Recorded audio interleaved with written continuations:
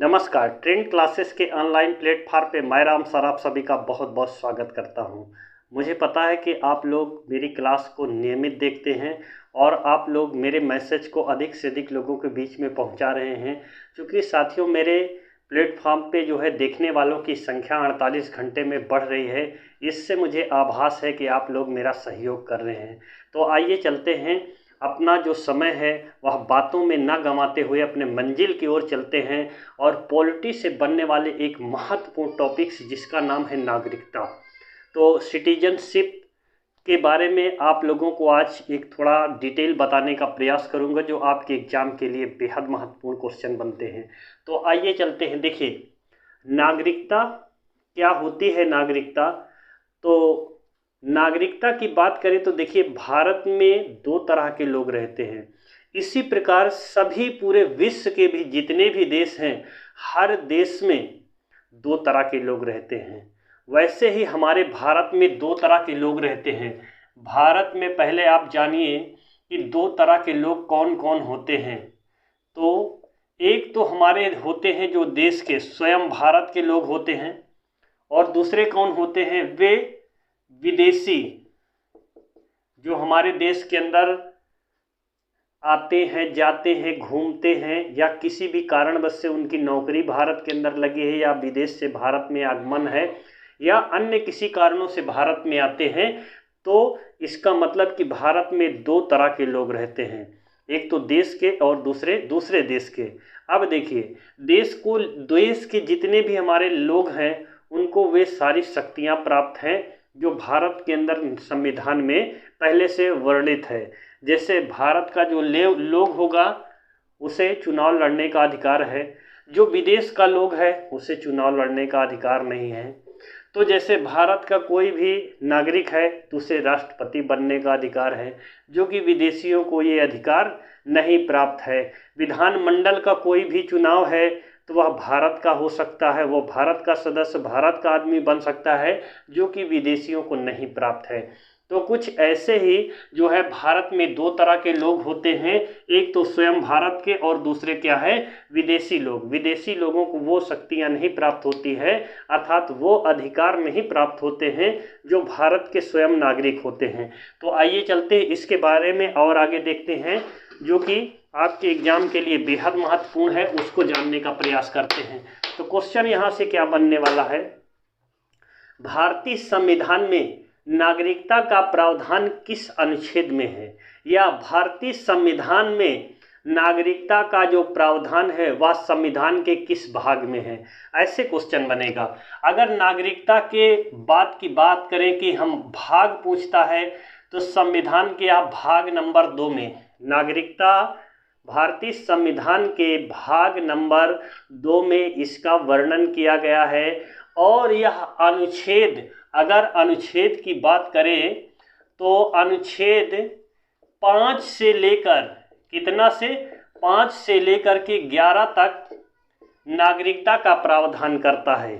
नागरिकता को कैसे अर्जित करना है, कैसे नागरिकता की समाप्ति करना है, या कोई विदेश का व्यक्ति है वो भारत में कैसे नागरिकता ले सकता है, यही 5 से लेकर के 11 तक जो अनुच्छेद है उसमें भारतीय संविधान में जो नागरिकता का प्रावधान किया गया है उससे इसमें संबंधित रिलेटेड सभी प्रकार के जो है अधिकार आप लोगों को एक एक करके दिए गए हैं। तो आइए समझते हैं कि 5 अनुच्छेद में क्या हो सकता है, तो 6 अनुच्छेद में क्या हो सकता है, ऐसे करके। और भी इसमें बताएंगे कि भारत में नागरिकता अधिनियम कब आता है, उस नागरिकता अधिनियम के द्वारा क्या क्या प्रावधान किया जाता है, वो सारी चीज़ें आप लोगों को एक एक करके बताने का प्रयास करेंगे। तो सबसे पहले हम आप लोगों को बताना चाहते हैं कि संविधान के अनुच्छेद 5 में, संविधान के अनुच्छेद 5 में किसका वर्णन किया गया है नागरिकता में।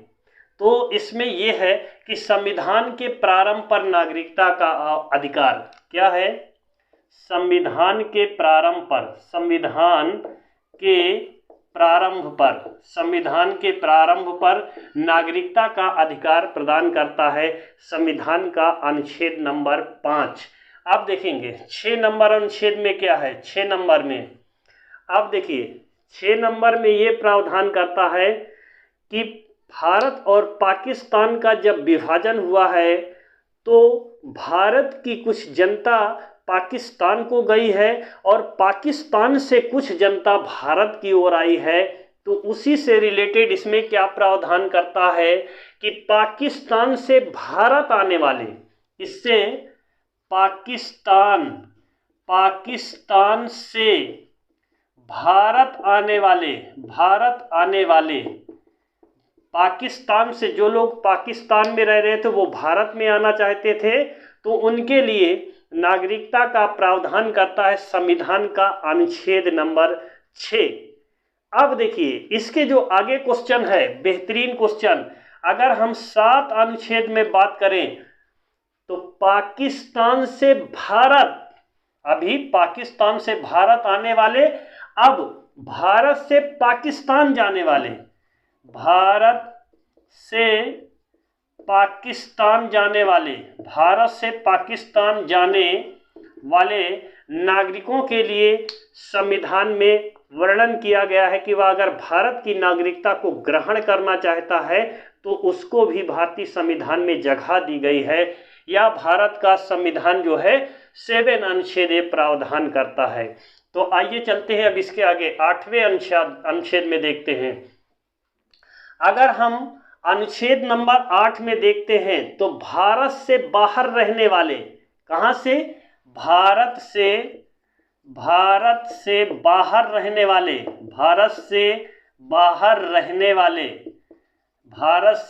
रहने वाले भारतीय मूल के व्यक्तियों के लिए नागरिकता का प्रावधान करता है। जो भारत से बाहर रहता है वह भारत मूल का है, तो उसको भारतीय में संविधान में ये नागरिकता का प्रावधान कर रहा है कि भारत से बाहर रहने वाले भारतीय व्यक्तियों के लिए नागरिकता का प्रावधान करता है। अब अगर 9 अनुच्छेद की बात करें तो 9 में क्या है? अब देखिए, स्वेच्छा से विदेश की किसी भी स्वेच्छा से विदेशी नागरिकता ग्रहण करने पर भारत की नागरिकता की समाप्ति, किसकी? भारत की नागरिकता की समाप्ति की बात करता है। कौन सा अनुच्छेद करता है? 9 नंबर करता है। याद रखिएगा, बहुत ही बेहतरीन और लाजवाब क्वेश्चन। यहाँ से क्वेश्चन आपके एग्जाम में बनते हैं तो बच्चा कंफ्यूज हो जाता है, तो आप लोग इन क्वेश्चन पे कंफ्यूज नहीं होइएगा। अभी इसके आगे और भी आप लोगों को बता रहे हैं कि भारत में जब नागरिकता संशोधन अधिनियम 1955 में आया तो उसके आधार पर कितने प्रकार से भारत की नागरिकता को ग्रहण किया जा सकता है। वंश के आधार पर क्या है, जाति के आधार पर क्या है, पंजीकरण के आधार पर क्या है, ये सारी चीज़ें आपको बताई जाएगी। अब देखिए 10वें अनुच्छेद में क्या है? अनुच्छेद नंबर 10वें में नागरिकता के अधिकारों का बना रहना, नागरिकता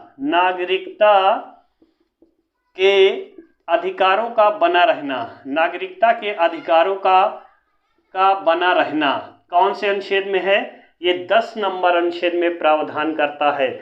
अगर हम 11 और लास्ट अनुच्छेद की बात करें तो नागरिकता के प्रावधान में संशोधन करने की शक्ति संसद के पास है। इसमें नागरिकता के प्रावधान में संशोधन करने की शक्ति किसके पास है? संसद के पास ये प्रावधान किया गया है। और मुझको लगता है कि आप लोग भारतीय संविधान में नागरिकता से जो बनने वाले महत्वपूर्ण क्वेश्चन है उसको आप यहाँ करने में सक्षम हो जाएंगे। क्योंकि देखिए साथियों, ट्रेंड क्लासेस के ऑनलाइन प्लेटफॉर्म पे सिर्फ आप लोगों को वही जानकारी दी जाती है जो आपके एग्ज़ाम के लिए बेहद महत्वपूर्ण होती है। यहाँ पर किसी भी प्रकार से घुमाया फिराया नहीं जाता, बहुत लंबी चौड़ी जो बातें होती उसको नहीं किया जाता, अर्थात छोटी सी बातों को मसाला लगा के बहुत लंबी नहीं बताया जाता। यहाँ पर आपको डायरेक्ट क्वेश्चन मिलते हैं जो आपके ट्रेंड क्लासेस के ऑनलाइन प्लेटफॉर्म पर होते हैं। अब इसके आगे देखेंगे, इसके आगे क्या प्रावधान करता है जो आपके संविधान में इसका वर्णन किया गया है। अब देखिए, भारत में नागरिकता अधिनियम कब आया? ये क्वेश्चन पूछा जाता है, भारत में नागरिकता अधिनियम कब आया? तो याद रखिएगा 1955 ईस्वी में। कब आया? 1955 ईस्वी में।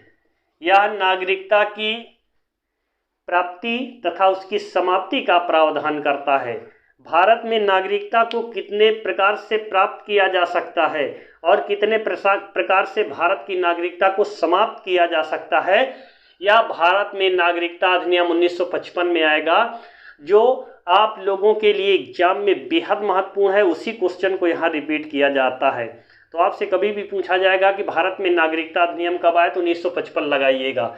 आप देखिए, इसके आधार पर भारत में नागरिकता को अर्जित करने के 5 प्रावधान है। कितने प्रावधान है? 5 प्रकार से नागरिकता ग्रहण की जा सकती है।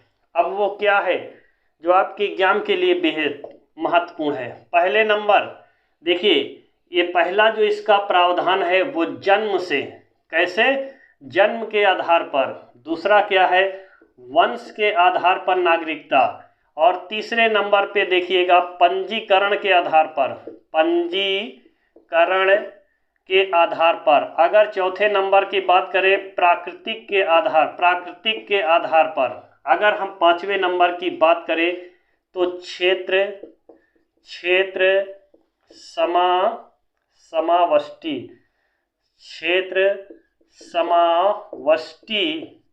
के आधार पर। अब देखिएगा, इतना तो सभी लोग बताते हैं कि जन्म के आधार पर, वंश के आधार पर, पंजीकरण के आधार पर, क्षेत्र और समावष्टि के आधार पर और प्राकृतिक के आधार पर।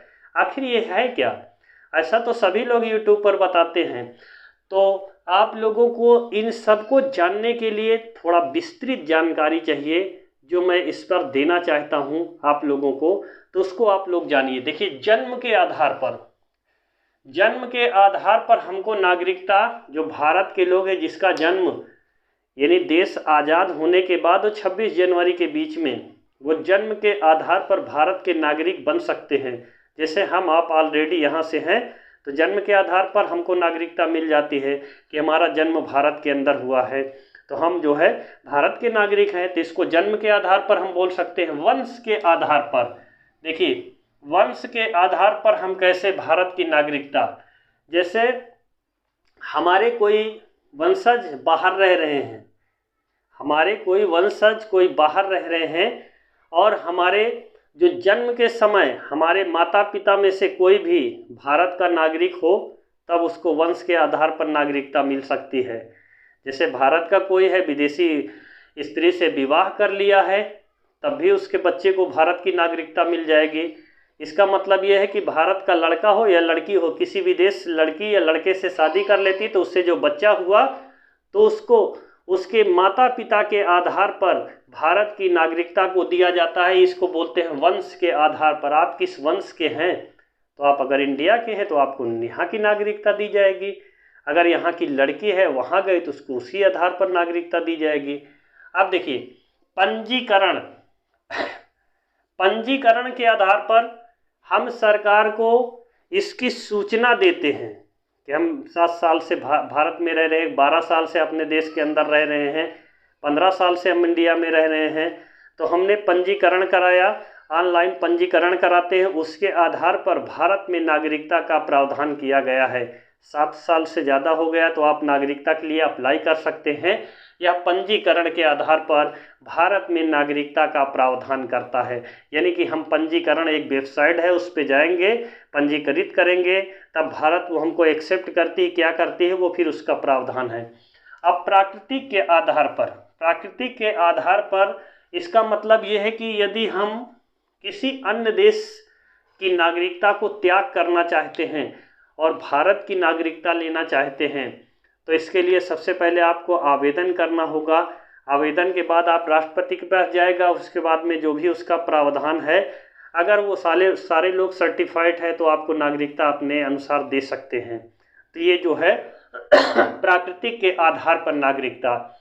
आप देखिए, एक लास्ट में है क्षेत्र समावष्टि के आधार पर, जो कि बहुत लंबा है, लेकिन बहुत ही सरल है। क्षेत्र समाविष्टि का आधार का मतलब ये है कि मैं आपको बताना चाहता हूँ, जैसे मान लिया जाए ये हमारा भारत है, ये हमारा भारत है। अब देखिए भारत हमारा ये है, हम आप लोग को बताना चाहते हैं ये हमारा भारत हो गया। अब हुआ क्या है क्षेत्र समाविष्टि, जैसे हमारा मान लेते हैं यहाँ चीन से सीमा लग रही है, नेपाल से हमारी सीमा लग रही है, म्यांमार से हमारी सीमा लग रही है, पाकिस्तान से लग रही है, अफ़गानिस्तान से लग रही है। जो भी हमारी सीमा लगती है हम उसकी अभी यहाँ पर बात कर रहे हैं। क्षेत्र समाविष्टि का मतलब ये है, जैसे हमारा पाकिस्तान से कोई ये हमारी सीमा छोड़ रहे, पंजाब, गुजरात, राजस्थान की तरफ से, अगर कभी पाकिस्तान और भारत के बीच में कोई समझौता होता है, कोई समझौता होता है, अगर इस क्षेत्र पर बसे वाले जो लोग होंगे, अगर वह क्षेत्र इंडिया के अंदर आ जाता है तो इस क्षेत्र पर जो बसा हुआ लोग है, जो भी पाकिस्तान का लोग भारत की ओर आना चाहता है, अगर हमारा समझौता उससे हो गया तो जो ये क्षेत्र हुआ पाकिस्तान वाला वो भारत में आ गया। अब जब भारत में आ जाएगा तो यहाँ पर जितने भी लोग बसे हुए हैं इसको इंडिया अपने देश की नागरिकता देगा। इसे बोलते हैं क्षेत्र समाविष्टि के आधार पर भारत में नागरिकता का प्रावधान करता है। आई होप कि मेरा ये छोटा सा वीडियो आप लोगों को नागरिकता से रिलेटेड बहुत ही पसंद आया होगा। अगर पसंद आ रहा है तो जो भी छात्र छात्रा चैनल पर पहली बार विजिट कर रहे हैं वे चैनल को लाइक एंड सब्सक्राइब करके आगे बढ़ाइए, क्योंकि साथियों आप लोगों को जो बेहतरीन कंटेंट होता है उसको यहाँ पर देने का प्रावधान और मैं अपनी तरफ से पूरी कोशिश करता हूँ कि आप लोगों को जो भी अच्छा मैटर हो वो अच्छा से अच्छा मैटर मिले। तो आज की जो क्लास है यहीं पर एंड करते हैं। आप लोग इसको प्यार दीजिएगा, आगे बढ़ाइएगा। जय हिंद, जय भारत, वंदे मातरम।